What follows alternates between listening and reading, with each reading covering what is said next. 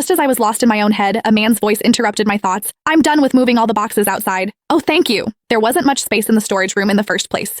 With Frederick stepping inside, it became even more cramped inside here. I took a small step back instinctively, accidentally knocking off something next to me in the process. Before I could even react, Frederick bent down and picked the item up. You dropped this, he said, holding a black wireless bra in his hand. The thin straps hung over his fingertips, pairing bizarrely with his shirt.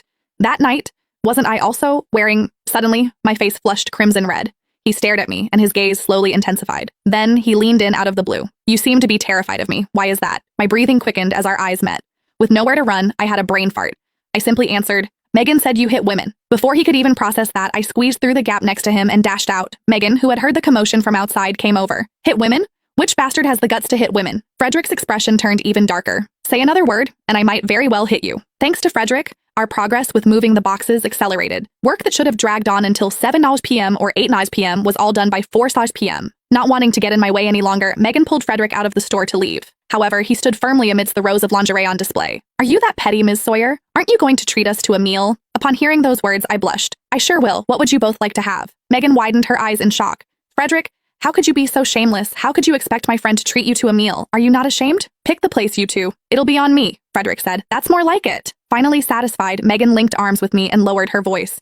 Fred is actually pretty loaded, and he hardly splurges. Have a good think about what you want to eat. Do not hold back. Coincidence or not, the place we decided on in the end was located right next to the bar where Frederick and I first met.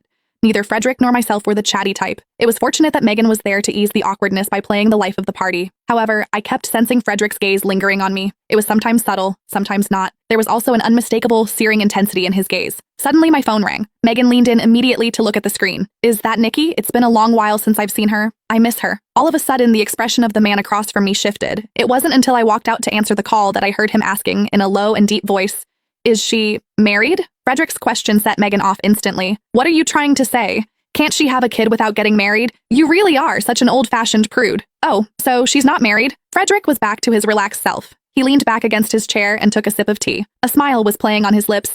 Good to know she's not married. Have you met the guy? Who is he? Megan observed him intently. Her expression shifted gradually.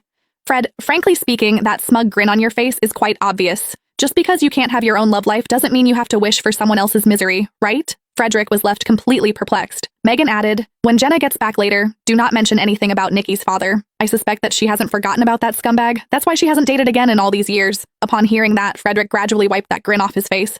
I waited until the Hahn siblings were done with their loud gossiping before returning to the table at just the right time. I had never shared details about Nicole's father and me with Megan. One of the reasons